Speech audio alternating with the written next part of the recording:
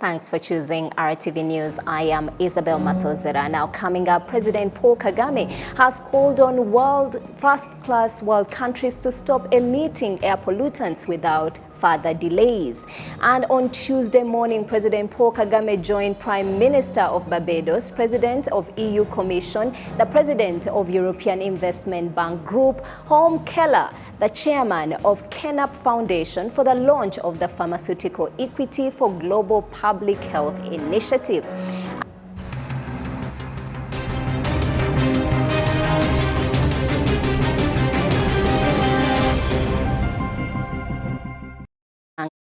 This is RTV News. I am Isabel Masozera. Now, top of our edition, President Paul Kagame has called on first world countries to stop emitting air pollutants without further delays. His Excellency emphasized this in his speech while addressing the participants of the United Nations Climate Change Conference, COP27, currently taking place in Egypt. The issue of global warming is currently rising due to human activities and is a global concern and at the helm of the discussions at the conference. The President of the Republic of Rwanda, His Excellency Paul Kagame, urges all countries to do whatever it takes to prevent activities that may lead to global warming. He also emphasized that Africa is ready to cooperate. The findings of the 6th Intergovernmental Panel on Climate Change show that a more sustainable future remains within our reach. Yet, despite growing evidence that the damage of global warming will soon become irreversible, there seems to be little sense of urgency. Rwanda, like the rest of Africa, is ready to prioritize renewable energy. We do this for our own future.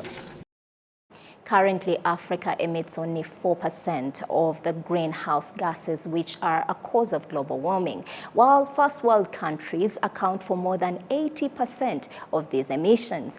On this note, President Paul Kagame urged rich countries to drop any excuses and stop gas emission in the air. The most valuable contribution that developed countries can make is to reduce their emissions faster while investing with Africa to build sustainable green power. Questioning whether Africa is ready to make use of climate finance should not be used as an excuse to justify inaction. We have seen the effects of this thinking during the pandemic. Vulnerable nations cannot rely on external financing alone. We need public-private partnerships. This is why Rwanda has launched Ireme Invest, a new green investment facility with over $100 million from US dollars from domestic and international partners. Rwanda leading by example. Now moving on Tuesday morning, President Paul Kagame joined the Prime Minister of Barbados, President of EU Commission, the President of the European Investment Bank, Home Keller, the Chairperson of Kenap Foundation, for the launch of the Pharmaceutical Equity for Global Public Health Initiative. Also to participate was the UN Secretary General, and he highlighted the importance of the new initiative. One of the most important lessons of the pandemic is that manufacturing capacity for medicines, diagnostics, vaccines, and other tools is concentrated in too few countries. Expanding local production and strengthening local regulatory capacity are essential for reducing health inequities between and within countries, not only for the pandemics of tomorrow, but to treat the diseases of today. President Paul Kagame also joined other leaders attending COP27 for a side event hosted by the President of Romania and Prime Minister of Czech Republic on promoting climate change education. There were some of his remarks at the side of the event. Every year, the window of opportunity to reverse the damage caused by climate change is shrinking. We must act decisively before it is too late. But it is not enough for scientists and professional climate negotiators to be well informed. All citizens need to understand some level of environmental science in order to sustain long-term support for green policies. This is why in Rwanda we have integrated environmental education into the curriculum. The objective is to empower our youth to contribute to sustainable solutions. Education and learning continue at all other levels of our society. Strong public-private partnerships are crucial to scale up financing for the new educational programs.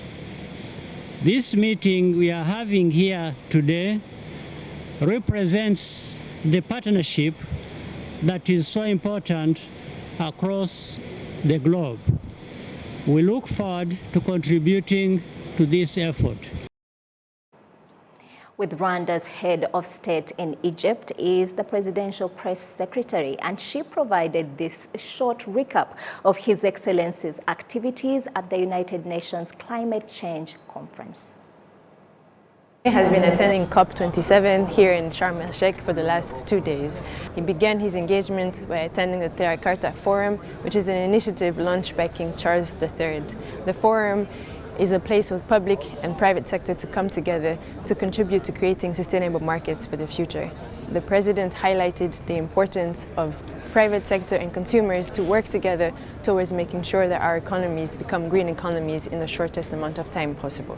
The President also attended the One Planet Summit hosted by President Macron, which highlighted the importance of indigenous and local communities in maintaining and sustaining biodiversity. President Kagame shared Rwanda's experience when it comes to prioritizing communities bordering local parks to make sure that they share in the revenues from the ecotourism in those parks.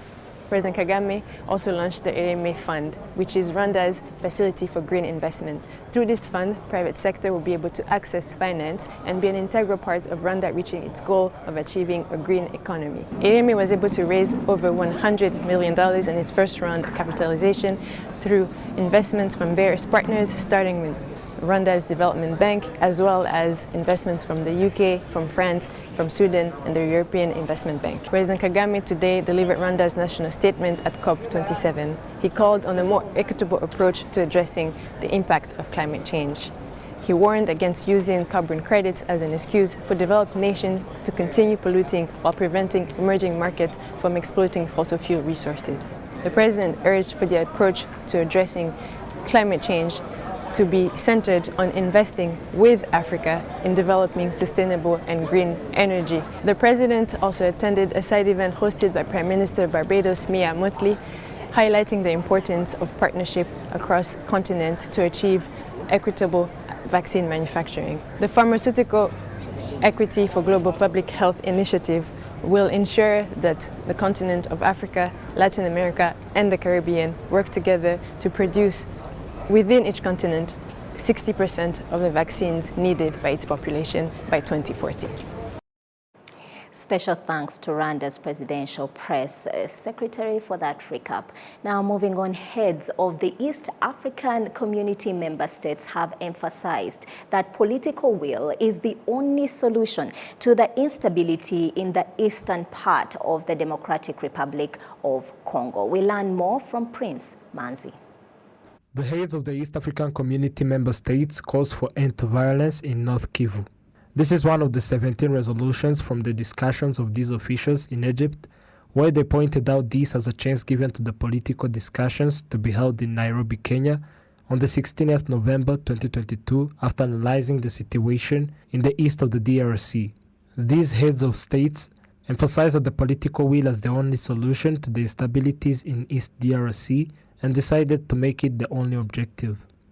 As included in the announcement of the measurements of these discussions, the underlined section states that political discussions fully participated by all concerned parties is important and continued to decide the appointing of the technical advisors from each of the EAC country members for the implementation of measurements in favor of stabilization in the region.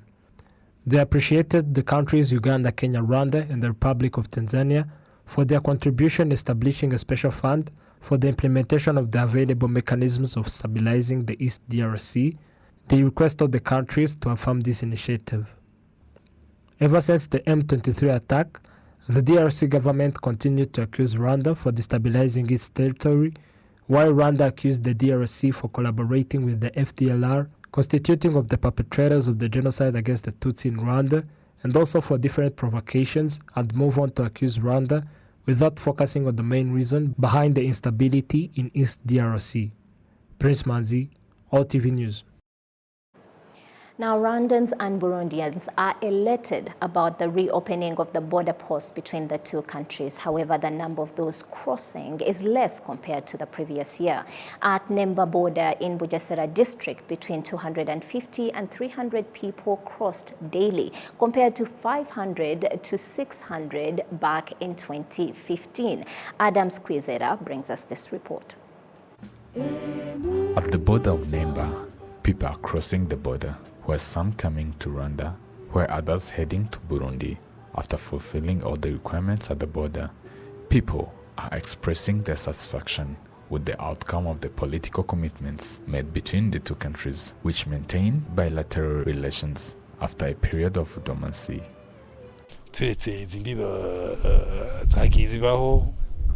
Apart from all those misunderstandings, we are brothers, as we are now happy for that they reopened the border.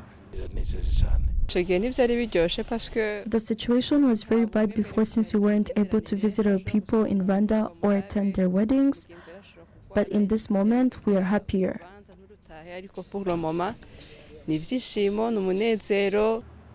As the countries continue to explore ways to ease the trade after the reopening of the borders, the delegation from Burundi met with their counterparts on the Rwandan side to address the challenges they still encounter, including the increase of the people crossing the border, which have not reached the level it was before its closure in 2015. Due to that, people coming to Burundi are required to pay $15 for the COVID test, where all these are still encountered as the challenges.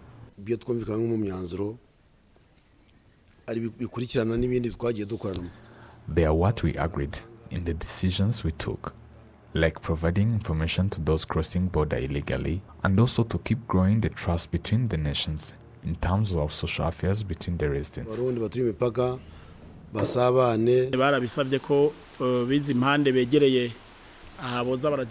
requested that for the people near the border should cross the border using the permit sheets. So this is concerning to the control of these pandemics around. You find that it keeps hindering this, as we also brought together all the suggestions of the residents of the both countries. There have been an insecurity issues in the south of Rwanda, where there were terrorists from Burundi used to threaten the security of Rwanda. The governor of the southern province, Alice Kaitesi, noted that currently the two countries are determined to join forces to suppress these terrorism activities. The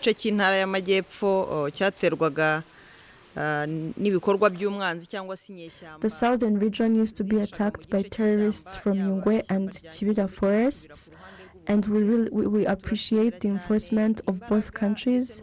We appreciate both countries fighting against these terrorism activities.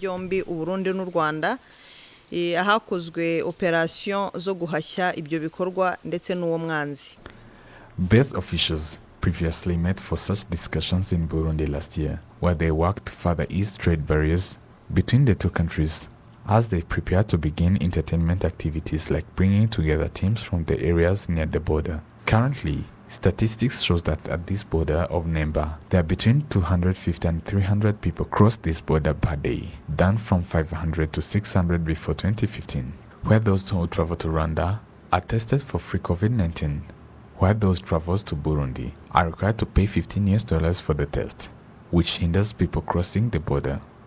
Adams Kwizera, RTV News. Thank you, Adams.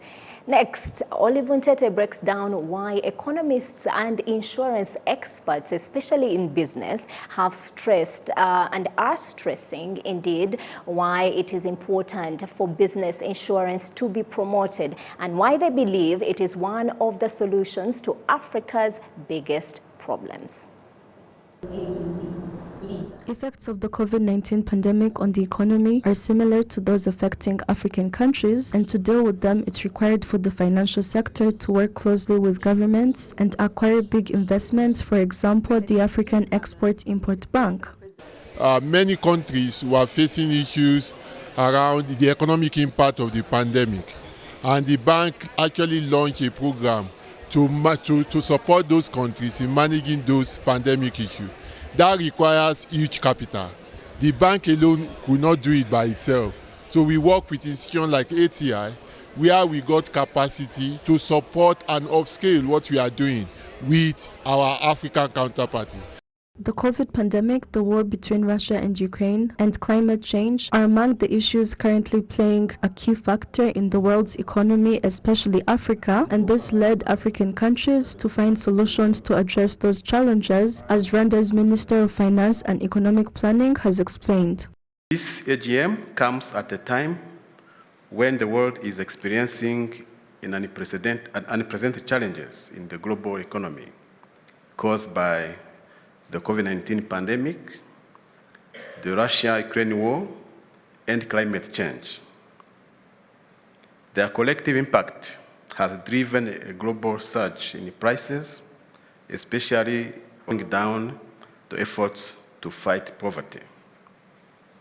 For the African continent, these global challenges have disrupted supply chains, escalating consumer prices, and forcing many countries to look for unfamiliar alternative markets. Africa Trade Insurance Agency, on the other hand, hosted a meeting of companies operating in this field in Kigali, continue to increase the insurance of cross-border investors and connect them with financial institutions and work together to prevent further losses. The Chief Underwriting Officer of the Africa Trade Insurance Agency points out some of the solutions to address these challenges. With regard to the global economic situation and the impact of the conflict as well as of COVID, we've worked with the public sector to provide solutions that help to put in place the adequate social infrastructure in healthcare, as well as to provide equipment and all other medical supplies that help to address the gap that became evident once the pandemic broke out on the globe, but specifically evident in Africa. We're also working with banks to provide solutions for medium and small and micro enterprises that allow them to access credit, while also working with exporters and other traders to allow them to access credit from suppliers as well as to provide credit to their buyers. We hope by so doing we will truly provide solutions that are aligned with our mandate, and our mandate is to provide trade and investment opportunities in Africa. The conference will be hosted in Kigali for 3 days, and the topics of discussion will vary from how to increase investment on the African continent, how to engage African investors, and how to facilitate cross-border trade. Precious Tirezi, RTV News.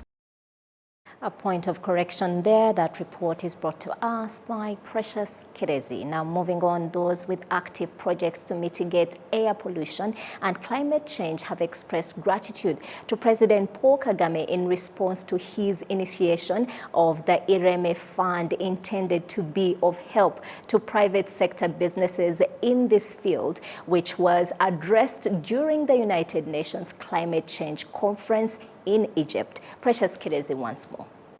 The launch of Ireme. The Ireme Investment Fund was brought to life by President Paul Kagame with the intention to support private sector institutions whose operations favor climate and environmental conservation. Starting capital for the fund is $104 million, and President Paul Kagame appreciates all the contributions that have been made to facilitate IREME. The launch of IREME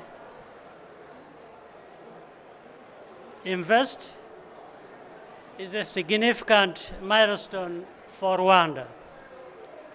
Climate adaptation requires big changes in how we produce and consume energy. How we move around, all that depends on climate adaptation and changes. What we eat and how it's grown, all that come together. In short, the entire economy is affected, which means the private sector has a tremendous role to play. IREME Invest embodies Rwanda's commitment to achieving tangible results toward a green economy through public-private partnerships in key areas. I commend the Development Bank of Rwanda for the seed capital, the United Kingdom, as well as the European Investment Bank, and last but definitely not least, the Green Climate Partnership Fund. One of the projects set to be impacted by the fund is the Green Gicumbi project that is promoting visitations to forests, 1,250 hectares of land that has been used to build residential spaces for people with low incomes, all while fighting against the effects of climate change. The fund has significantly impacted the lives of quite a number of residents and played a role in preserving the ozone layer, which carries an investment of 33 million Rwandan francs for a 6-year period. The project manager commends the fund's initiation because it ought to support the private sector to weather the storm that is climate change. Green investment will support the private sector to access to finance, especially for the project, environmental friendly projects through the bank. So they will fill the gap, the existing gap, to access finance, especially to environmental projects. Most of the projects, environmental project or green investment, the requirements you need add value, the technology to minimize the emission, like green gases emission, carbon emission. So when you have a project with those kind of technology, is not easy to access to finance through the banks or microfinance. Ampersand is a company that makes motorcycles powered by solar electricity and has benefited from the IREME fund put together by President Paul Kagame. An Ampersand official has pointed out the challenges brought on by climate change and how being funded by IREME is becoming a solution. So this IREME investment project, we appreciate what actually the president has made. This investment will help Ampersand to growth, to add more bikes on the road, to open many charging stations, and actually having the access to the money, to the investment in a country. First, the challenge is the capital. It's very hard as a startup to get money. So because actually, you know, the bank need guarantee. So the startup companies actually, you know, we don't have a guarantee. So having this kind of investment actually will help, you know, will help us to grow and to scale very fast. Rwanda Green Fund CEO Teddy Mugabo's opening remarks at the launching ceremony were as follows. The fund was financially facilitated by the European Investment Bank, the French Agency for International Development, the Swedish government, the International Climate Change Fund, and World Bank Rwanda. Precious Chidezi, RTV News. On Tuesday, the International Residue Mechanism for Criminal Tribunals at The Hague in the Netherlands resumed the trial of Felician Kabuga, who is facing charges relating to his role in the 1994 genocide that was perpetrated against the Tutsi here in Rwanda. The court continued hearing the evidence against the defendant. A witness provided their testimony via video link. The witness testified on Kabuga's role in the 1994 genocide against the Tutsi, especially in Gisenyi in the Western Province, and also his part in fundraising and purchasing the weapons used in the genocide against the Tutsi. Unlike previously, Felician Kabuga decided to physically be in court during the proceedings. Well, with that, we come to the end of our time with you. Thank you so much for choosing RTV News. I am Isabel Masozera, and on behalf of the entire team here at RBA, thanks for watching.